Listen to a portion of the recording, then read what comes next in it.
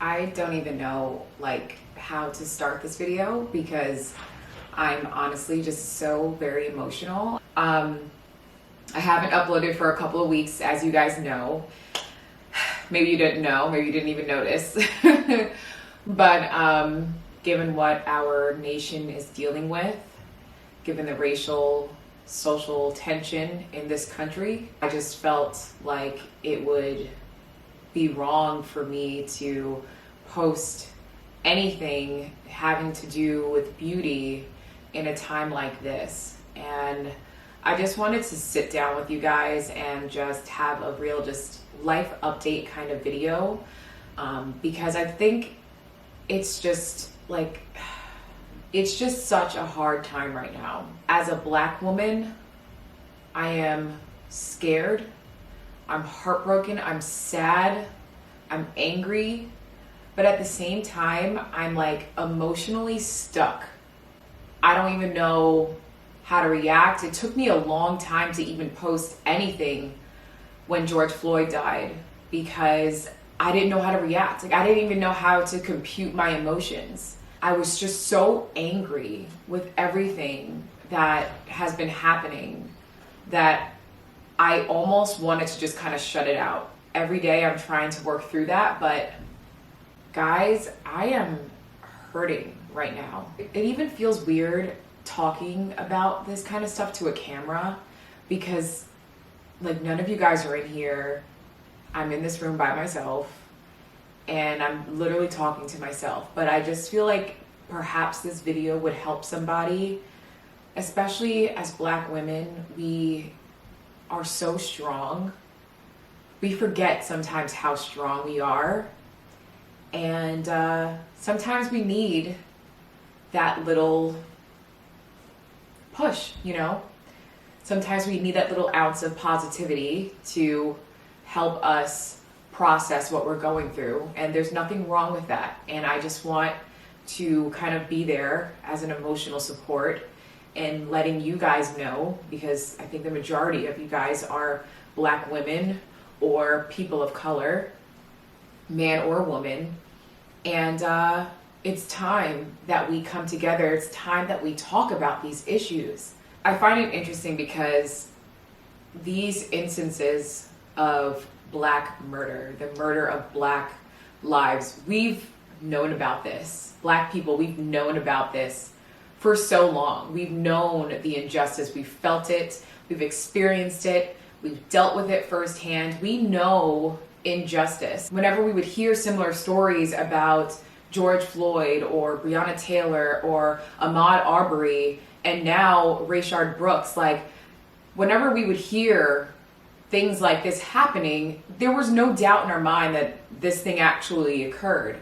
But it flabbergasts me that there are still so many people in this country who, instead of looking at these events as pure atrocities, try to turn it around on the victim. This sounds really sad, but what did he do? I need to know more.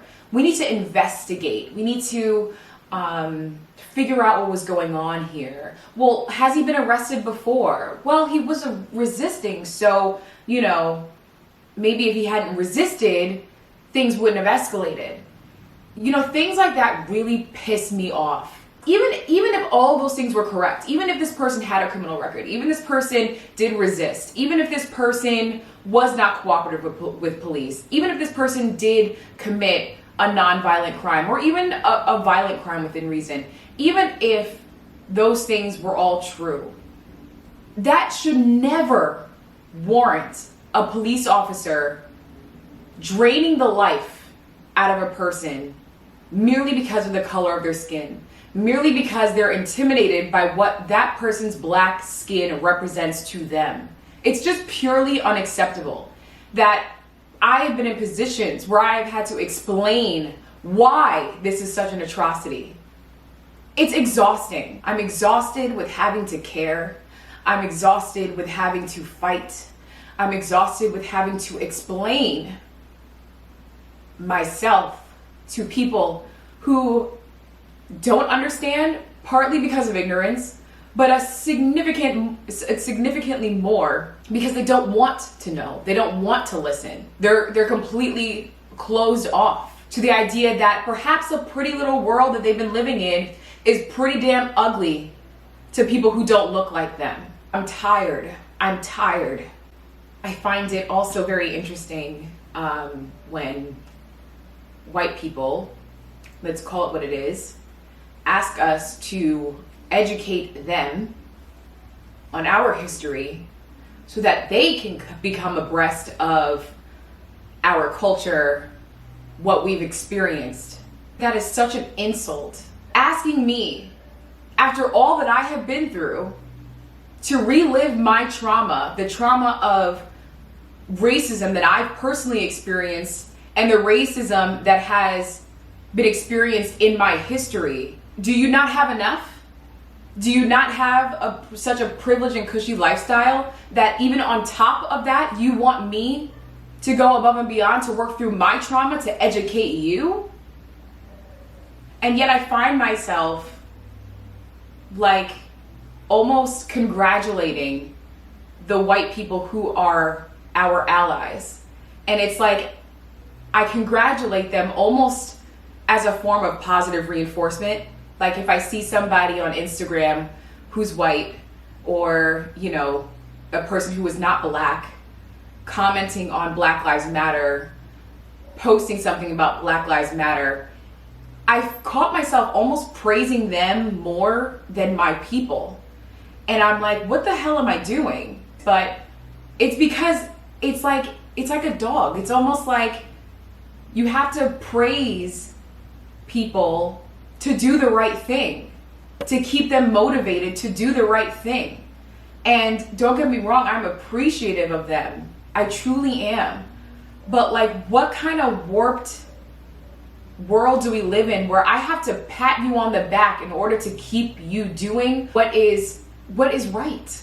How do I protect my mental health when I have to bring myself to such a dark place to bring other people up, you know?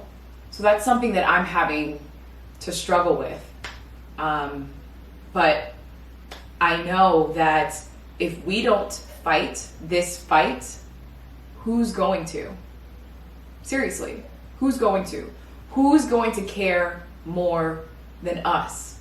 You know, my fiance and I, we're obviously engaged. We are supposed to be getting married in September, which I'll explain in a minute as part of this update, but we're in a place where we're trying to buy a house and we're having to decide where we want to start a family, because we have to strike this balance as Black parents in trying to raise our children in an area that is diverse enough that will be accepting of my daughter, of my son, but also provides a good, solid education for them that's going to provide them the most access to the best resources and opportunities. If you guys don't know, I live in Long Island in New York. It's one of the most segregated areas in the nation. It's actually the 5th most segregated area in the nation. It's like you can be on one block and be in poverty. You cross the street literally and you're in a town of affluence. It's like night and day. I'm serious. They're not coming this way. Let them go 3 blocks that way. Let them go that way. Go west. Go west. This isn't peace. This isn't peace. Dennis. We have a voice. This isn't peace. Hey, Dennis. Dennis, voice now. No. Get them the hell out of here. How is this peaceful? These guys got the freaking minds. When I'm thinking about the zoning in my area and what the education system is in each area, how that's going to impact my child eventually, what do I do as a parent to put my child in the best position? We're used to being in these isolated circumstances, but you never want to raise a child in a situation where they feel inherently, because of their environment, less than their peers. And so that's something I have to think about. Anytime I go, my fiance and I, we drive around sometimes to look at houses and just see what the neighborhood is like. And we have to be cognizant of us just even driving in these neighborhoods, driving by houses slowly, looking at houses. I don't want somebody to call the cops on me. I don't want to think, or want somebody else to think that I'm up to no good and accuse me of something. But that's something that's always on my mind. And I think that now that we're presented with, I don't know, we're just so confronted with it, I guess because we're in this pandemic and we literally have nothing else to do, that we're just confronted with it head on. There's no distractions. It's like we're faced with the world as it is in front of us. And it really makes me realize and pick apart all of the tension that I carry on my shoulders every day.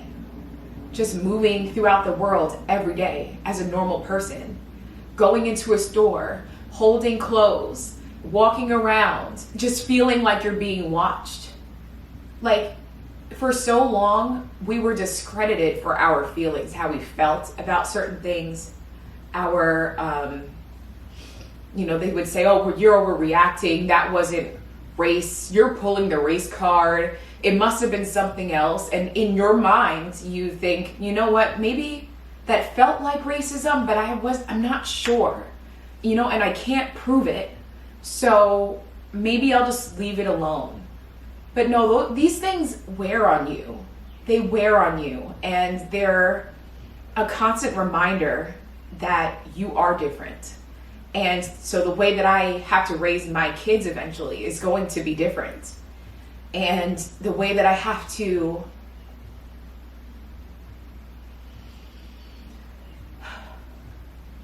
the conversation that I'm going to have with my son is going to be different. Oh. Hold on. They say that we're in 2020 and racism is dead. Well, it feels like racism is at an all-time high. And I don't quite know yet how to process this, but I know that I have a responsibility, which is why I went out and I protested. I went out when George Floyd was murdered. I went out and made sure that we as a people sent a message to my county executive, the legislature, so that everyone knows that we will not tolerate this any longer. I'm going to continue to find ways to make the life for my kids better than what it is in 2020. And you know what, guys? I haven't figured out all the answers. I just, in my spirit, in my soul, I feel like, oh my God. I feel like I'm supposed to do something. I just feel like God is pushing me in a direction to be a voice. And so I'm having to process the emotion, work through it myself so that I can be better for my community. And so the biggest thing that I can say right now is that you guys have to get out and vote. We're in the middle of COVID-19. And so traveling to places, going to your local election location, is not going to be feasible for many people, which is why there is an absentee ballot. And when you receive your absentee ballot application, you need to fill it out. We need to be actively learning about our elected officials. We need to be actively involved in the political structure of our towns and neighborhoods. It impacts how your kids... Oh my God. Benji, we're not doing this.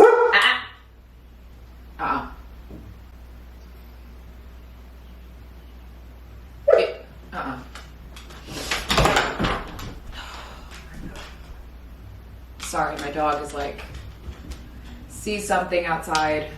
Benji, come here. Benji. It's so important, guys, to get out and vote. When you submit your absentee ballot application, you're going to check off illness, temporary illness, and that is for anyone who cannot make it to the voting booth because of COVID-19. You're going to check off temporary illness as your basis for needing an absentee ballot so that you can vote in the primary election and potentially in the general election in November. You might have to resubmit that application.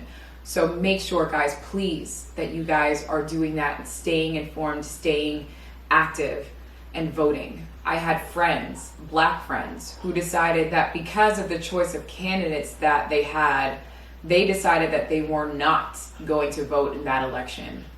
Well, you see now why it is so important to get in the booth and vote. It's unacceptable to abstain from using your voice in the election, especially now. Donate where you can to local organizations who are making a difference, who are getting people registered to vote, who are activists, who are, planning town hall meetings and just the congregation of people of color to unite. Donate, guys, whatever you can. I don't know. I feel like I'm like rambling at this point. But perhaps I guess we can move on to something a little bit more exciting, like my wedding. Even though that even still feels like, what is this? Like, what are we even talking about here? But just a quick update on some of the other things in my life going on. I am supposed to be getting married September 12th this year, so in less than 3 months. It's a very interesting time because this is supposed to be when I'm the most excited. I'm supposed to be going on my bachelorette party. I'm supposed to have my bridal shower and do all of the things, all of my dress fittings, all of the things that lead up to the biggest day of your life that you dream about. And I have to say, guys, like, it has been halted to some extent, but I'm dealing with it and I'm handling the best I can. I can't like front, like there have been days when I've been very sad, but I can't let that stop me or hinder my joy. I mean, there's just so many things that are out of my control. This virus is out of my control. And first and foremost, I just have to be grateful. I just have to be grateful for the health of my parents, of my friends and my family, because I mean, things could be so much worse. And so we're basically, what our plan is if we can't get married in our big way, in the big party that we originally had planned, we will do a smaller, intimate ceremony in one of our backyards and just have a really small kind of get together. My mom will officiate and it will be maybe 50 people, probably less, but we'll be outdoors. We can observe social distancing. I won't feel so offended that everyone's in mass on my wedding day. And I mean, this is me being very honest, guys. Like, this is me being very I don't want to get married and look out at a sea of faces with masks on. I don't want all of my wedding photos to have pictures of all my closest friends and family wearing masks. I mean, I want to remember this time, but I want to memorialize the beautiful moments, not capture the parts that were painful. So, those are some things that I'm thinking about. And also, September 12th is my date. Like, that is the date that I have emotionally committed to. It's weird. Once you become a bride to be, you get engaged, and you find your date, or you pick your date and you set a date, you get your venue and everything. It's just like you become emotionally attached to that date. and so I don't want to move it. So we will still get married on September 12th. It's just a question of when we're going to have our big party. But we do have a 2021 date in the summer next year in case things don't work out this fall as we planned. But well, it's technically summer, but yeah, we're taking it day by day. And like I said earlier, we are looking for a house. For those of you who didn't check out my video where it was like my get to know me video where I was just answering questions about myself. I'm 29 years old and I live with my mother. Yes, my name is Alexis and I'm 29 and I live with my mama. You know what? I'm not ashamed. It's given me a great opportunity to save money, gosh, man, it's such an investment trying to find a home, especially in Long Island in New York. So listen, like it's a struggle. And we didn't want to rent. So that was just the path that we chose. So we're in the market for a home. So that's new. And just like, I guess, hair, as you guys have seen, I haven't been wearing my hair out much at all. I did do a mini twist protective style, like for the last 2 weeks. I filmed it, but I ended up not posting it because I didn't really like how it turned out. I'll leave a clip, but like, I don't know, I just didn't really like how it looked. So maybe I'll try again another time or something. But I've just been protective styling, wearing wigs. This is like this easiest thing. I just plop it on my head and I'm ready to go out the door. So that's been easy. But I do have an appointment to get my hair done tomorrow, which actually is on Juneteenth. So happy Juneteenth for those of you guys who are watching this, after the day is already passed. But I am getting my relaxer. I'll have a relaxer update for you guys. Honestly, I have no idea what to expect from this touch-up. I really don't. I have so much new growth. Normally we stick to about 12 minutes in our processing time. There's no way we're going to be able to do that now. And in truth, I don't want to only process for 12 minutes because I need that extra time. I have much more new growth, so I'm going to need more time. She's going to need more time to work through it, like work through my hair. But also, it's just more new growth, so it just needs longer to process. So, we'll see how it ends up looking. I have been trying my hardest to really stick with moisturizing regularly. My mind has been everywhere and like not so much focused on my hair. So, you know what? I had big 2020 goals with my hair journey and everything, and I still have those goals, but I'm not going to be hard on myself. This was a year that just kind of took a real sharp turn. And so, you know what? It is what it is. I'm sure I'm going to have to get it trimmed. So I'm definitely going to be cutting some of it. But you know what? It grows back. And ultimately, I've kind of gotten to a place where I'm like, yeah, length is really, really nice. But like, I also want to be able to enjoy my hair. Like I'm one who visualizes. I know that I'm talking a lot, but I know that I'm one who like visualizes a lot, and I would love to have a pool. Like whenever I decide to get a home, I would love to have a pool. I love swimming. It's amazing, an amazing way to get exercise in. And chlorine obviously isn't good for your hair, but like, I want to forsake all of the exciting, fun things in my life, like wearing my hair straight. Like I find that really fun. I find that I feel like my most confident when my hair is straight. Like, do I sacrifice all of those things just for length? Like, why not just focus on maintaining health over length so that I get to enjoy wearing my hair the way I want to wear my hair and not always having to keep it in a protective style? I don't know. Maybe my thoughts on that will change, but right now I'm just like, you know what? We are in a pandemic. I don't give a damn what the length of my hair is right now. If I got hair on my head and it looks pretty, I'm in good shape. Anyway, guys, I've been talking for quite some time. This is probably going to be a very long video, but I just wanted to just sit down and explain to you guys kind of why it took me a little bit to get in front of the camera again. It's been an emotional few weeks for me. So I hope that you guys understand. And yeah, I don't know. I mean, I hope that this can sort of help somebody else process what is going on in our country right now.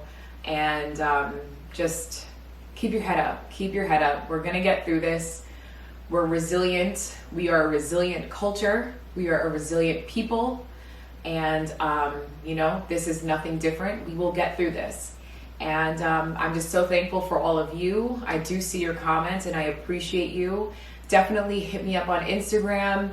I'm definitely going to be posting more, you know, Black Lives Matter stuff there, as well as, you know, obviously beauty and hair stuff. So definitely catch me out over there. And until next time, guys, I will see you all in my next video. Bye, guys.